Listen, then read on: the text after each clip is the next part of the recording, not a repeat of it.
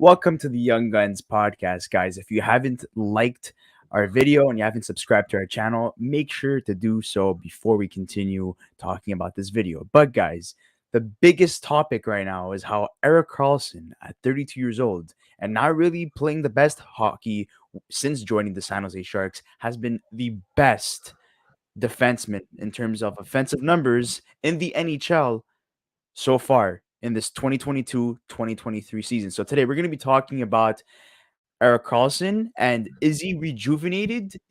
Are we getting prime time Erik Karlsson back, or is this just a hot streak and he's going to go back to his old ways essentially since joining the San Jose Sharks? And if he does continue at this rate and San Jose does not make the playoffs, does it make him valuable for a team to potentially maybe trade for him, even though he has a couple of years left on his contract? And can he necessarily be a legit candidate to win the Norris? Those are things we're going to be talking about today. So, Luca, let's start it off.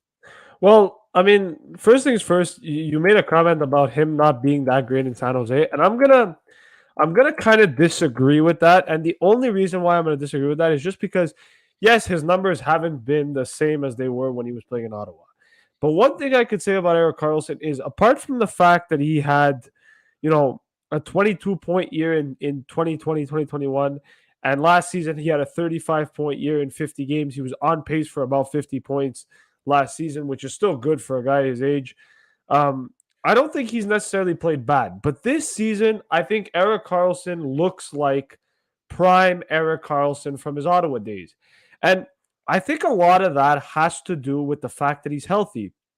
And what I mean by that is this: this is a guy that's been struggling with injuries since being traded, since his days in Ottawa and being traded to San Jose. And I think this season, and Erik Karlsson, we know that he's a guy who puts up points. He's not a defensive defenseman. He's a power play specialist. He's a guy who's going to put the puck in the net. He's a guy who's going to create chances to set up his teammates. He's an offensively gifted defenseman. And I think that with Erik Karlsson, what's going to end up happening here with him is that he's going to end up having a really good year. This is a guy that's won the Norris already with Ottawa. He was the best defenseman in the NHL at one point. And I think, he signed that $11.5 million contract for a reason. And now I think we're starting to see it. I know at the age of 32, but we're starting to see Erik Karlsson through 12 games this season lead all defensemen in points. And not only that, look like a legit Norris candidate early on in the year. Is it sustainable for a full season? I don't know. But right now he's doing well. And also he's on my fantasy team and he's producing points. So I can't complain from my end. I drafted him in both fantasy leagues that I'm in. And I predicted everyone. And one thing I told everybody was, don't sleep on Erik Karlsson because I think he's underrated. And I think if he's given the opportunity and stays healthy, he's a 60-point defenseman. And I think right now he's proving to everybody that he's capable of that and even maybe beyond. Yeah, and look, you got to take this into consideration, his injuries, right? I think this is the first time where he's starting a season, 100% healthy, according to reports. Yeah. And, Carlson always had, the capability of being that franchise defenseman. I mean, he did give up a boatload in terms of assets to acquire him, right? Which we're going to be talking about the trade in a Including couple of Tim minutes. Stützle, technically. But Oh, no, Brady Kachuk. yeah, My bad. we're gonna look at the trade soon, Luca. But yeah, like look at Erik Karlsson back when he was playing with Ottawa. He was averaging like 40 minutes a night sometimes, and that was crazy. And people were like, "Oh, it's fine to trade him because now we have Thomas Chabot." To be honest with you, Thomas Chabot will never be at the same level and in the same league as Erik Karlsson. Erik Yeah. Karlsson is one of a kind, and what he did with the Ottawa Senators is just It's unbelievable in it's my it's opinion. incredible. It's And, incredible what he did. It's and absolutely nuts. yeah, and when you look at Erik Karlsson right now, look at that top 10. Shane Gar, what the hell? Who would have thought? Hampus Lindholm, who would have thought? Rasmus Dahlin's having a good season too. But even Mikhail Sergachev, who signed that crazy deal, he's having a good season too. But Erik Karlsson being the top defenseman over guys like Adam Fox, Cale Makar, that's pretty impressive to say, especially when a lot of people were like, Carlson's finished. We weren't really expecting this. And essentially the first bounce back player of the 2022-2023 season. I know we made a whole video on that. We didn't even include Erik Karlsson. So this is a pleasant surprise for a lot of people, especially San Jose Shark fans. And I think what's interesting too about this list, and I know it's still early, guys. Like it's 12. Some of the players have played 10 games. Some players have played 12. It's still early in the year to like start talking about the best defenseman in the league. But you know, one thing we got to say about Erik Karlsson, and I've said this, and I've always believed in this. He was my favorite defenseman. He still is one of my favorite defensemen because I think that he's got. I think he's top five in the NHL when healthy and playing 100%. That's how I feel, and I've always kind of felt that way because he's got the talent. He's the most. He's one of the most talented defensemen in the league. He's up there with some of the best. And I think Erik Karlsson is showing it this season. And what's interesting is that he's showing it on a team that sucks. Right, the Sharks are not good. They're not expected to be good. He's averaging around 23 minutes and 47 seconds per game. So that's pretty awesome I'm to see happy for that. him, and I hope that he wins the Norris. I hope that he goes and proves everybody wrong. But listen, the issue with Erik Karlsson, and you were talking about it at the beginning of the video, is this a guy that could potentially be traded to a team who would be willing to take Erik Karlsson? I don't know, and the only reason I don't know is because look at the next couple of years of his contract, right? So he's got a $1 million signing bonus for 2023-24 and 2024-25, but he gets a base salary of $10 million and $10.5 million respectively. A team is not going to take that on, unfortunately. And the reason why is just because, the cap world nowadays and just kind of where teams are at dollar wise, it doesn't make sense to take on an Erik Karlsson contract at that time. Now, 2025, 26, and 26, 27, there may be takers for Erik Karlsson because he's going to have a signing bonus of $5 million and another signing bonus of $6 million. If Erik Karlsson in 3 years from now is still producing at a level where he can get 40, 50 points, He's at I could 35 years old, definitely, basically. yeah, Let's see if I that could definitely, happens. yeah, I could definitely see a situation where maybe a team decides, you know what, we'll take a flyer on this guy and see what we can do because the Sharks can even retain salary at that point. He'll be more movable. Right now, as it stands, even if he gets 60 points this season, I don't think that contract is movable. Just because the risk of injury and the fact that he's been injured so many times, and even if he plays a full season this year, I just don't see him as a trading asset right now. But even if the Sharks retain salary, that's just kind of how I see it, and it's because $11.5 billion is a lot of money, and even if you retain half of that, that's almost $6.5 million for the next 5 years. And when I mean, when I'm gonna basically what I was alluding to before, about Carlson not being, great since joining San Jose, Yeah, he's getting paid $11.5 million. So yeah, you're gonna have to be averaging over 60 points as a defenseman, and he hasn't done that since joining San Jose, and that's yeah. But concerning in terms of like, you look at know, his points hope. pace though. Like Yeah, I in in understand, but in in 18-19, he had 53 games played, 45 points. If he plays a full season, he hits that. And in 19-20, 56 games played, he had 40 points. If he plays a full season, he probably hits that. well, That's people are saying like, isn't it funny how like Carlson's like finally out of his shell since Brent Burns got traded, and they're like, was Brent Burns necessarily slowing him down? Everyone thought that would have been a crazy duo to have like on the power play, for example, because of how offensively gifted both players are. But I don't know if that really has anything to do with Carlson having a great start to the season. Because if I'm mistaken, Brent Burns having a great start too. He has 9 points so far. So I mean, as a defenseman, that's pretty well, impressive. So I I do believe that to some extent that Brent Burns was holding him back. And the only reason I say that is because Erik Karlsson was so used to being the guy. In Ottawa, he was the guy. It was him, right?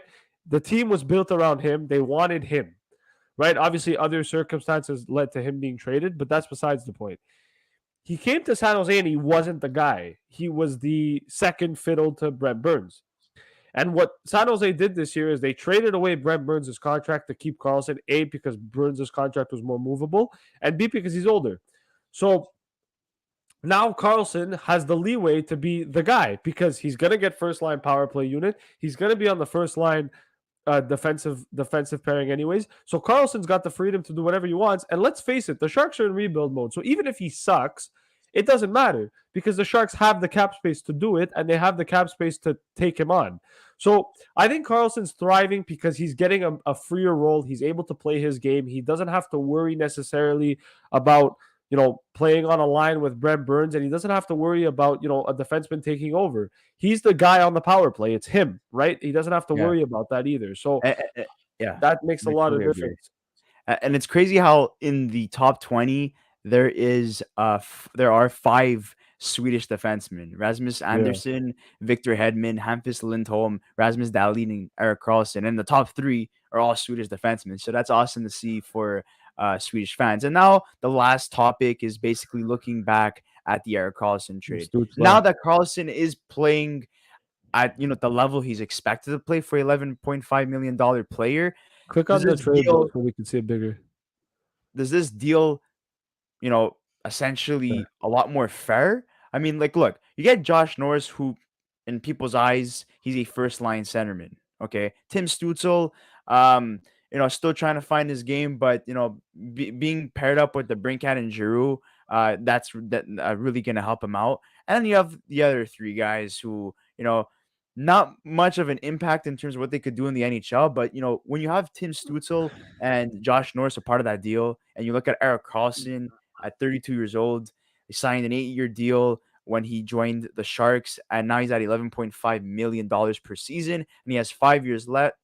Like, is this really a fair deal now, or do you still believe Ottawa completely fleeced them? And I know our comment is on the side there where we said Dorian fleeced, man. Okay. I'm gonna say something. I love Erik Karlsson. But Ottawa won this deal and then some. Even if Karlsson wins the Norris this season, Ottawa still wins this deal. And the reason they still win this deal is because Josh Norris and Tim Stützle are their top 6 are on the top 6 forward core. Obviously, Josh Norris is injured now and probably out for the year, but last year he had a really good year, and Tim Stützle is a superstar in the making. The other thing that I like about this deal for Ottawa is, Matt Sjogard is their future goaltender. They believe that he's the guy that's going to take over for Cam Talbot and Anton Forsberg in the future. Really good player. Zakov Stopchuk, I believe, is a first-round pick from a couple of years ago.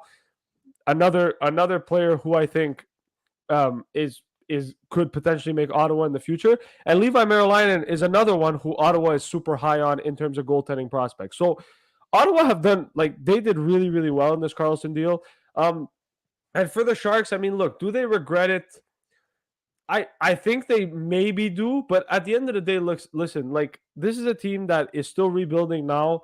If you're rebuilding, Norris and Stützle and all these guys you just mentioned would be fantastic. The reason why I was saying the other 3 pieces that I mentioned, you give a little bit of a breakdown there.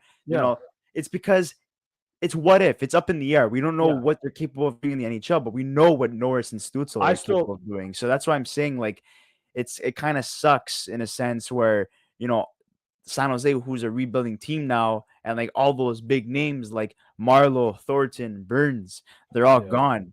Pavelski's gone. Now they have what? Timo Meier, and according to rumors right now, everyone is movable except Thomas Hertl. So let's see what happens there. Well, look, to be honest, right now, and people might call me crazy in the comments, and you know what? That's fine. Right now, I would take Josh Norris and Tim Stützle straight up for Erik Karlsson. If Erik Karlsson was playing for the Senators and Josh Norris and Tim Stützle were playing for San Jose, we made this trade today, I would take Tim Stützle and Josh Norris. That's crazy, but I don't agree with that. What I'm trying to say, I'm looking at the trade now. I'm not looking at the trade 4 years ago. Okay, 4 years ago, if it was just Josh Norris and a first-round pick for Karlsson, we'd be looking at this saying, "What the fuck?" Right? So, Ottawa got nothing. Now we're looking at it going, yeah, you know what? They did fucking well. Because realistically speaking, Tim Stützle for Karlsson straight up, it's close. Right? With his injury history and everything, it's close. And then you add Josh Norris to the mix? Well, yeah, of course. And now you're adding Sjogard and Ostapchuk and Merilainen as well. Of course. Ottawa just runs this out of the park. But, I'm a little bit disappointed, and the reason I'm a little bit disappointed is because I wanted to see Erik Karl. I would have loved to have seen Erik Karlsson on this Ottawa team. Could you imagine if Ottawa had a situation where they had? I'm not saying it would happen because they'd have to. They made the Karlsson deal to be where they are now. But could you imagine a situation where Ottawa had the Brinkett, you know, Yeah, but there were so many problems during that time. You had the whole yeah, Hoffman thing, you had the yeah. whole Weidman thing, the Matt Okay, Duchene Hoffman's thing. having Like, problems in Montreal too, so it's fine. yeah, I mean, look, there was a lot of problems in the locker room. Melnick, not wanting to pay his players what they wanted to. He was, Yeah. people refer to him as being cheap. God rest his soul. Unfortunately, he passed away last year. But yeah, there was a lot of factors to why Carlson was dealt, and yeah, it would have been nice to see him on this team, but unfortunately, that's not the case, and I that's have something that they need to improve on, which is defense. And I have one more uh, question to ask you, Chris. yeah. And we asked it. Well, we talked about it at the beginning of the video, and you know that I don't. You know my thoughts on it, but do you think Erik Karlsson has a legit shot at winning the Norris? If he continues at this pace and literally if he continues to be the guy in San Jose, anything is possible. Like literally everything is in his favor because there's just, all the responsibilities on him. And this kind of reminds me of his time in Ottawa when he was the Yeah. guy, right? Everything was on his shoulders, right? And, he took it game in and game out, playing close to 40 minutes a game. So, I mean, at one point, but yeah, I think he is capable of winning it. Does he necessarily win it? No, for now, but we'll see what happens start of the season, and we'll see. But with that being said, guys, don't forget to like this video and subscribe to our channel if you haven't already. Send this to any Ottawa fans who miss Carlson and absolutely adore him. San Jose fans too, you could send them out to them. Obviously, they probably love Carlson, are very happy to see that he's finally playing at this $11.5 million caliber player that they finally that they were hoping that he could have been. And guys, if you're interested in Bet99, make sure to click the link in our description below. There's fantasy hockey, there's football, there's other casino games that you guys could play. But you guys could use our code YoungGuns1. You must be 19 years old and up to play. And the Mind Foundation. If you guys want to donate, you guys could donate using the link below in the description. And they're currently focused on neurological disease and disorders, and currently and most importantly focused in mental health in general. So, guys, we'll see you on the next episode of the Young Guns podcast, and thank you so much again for tuning in. And we'll see you soon.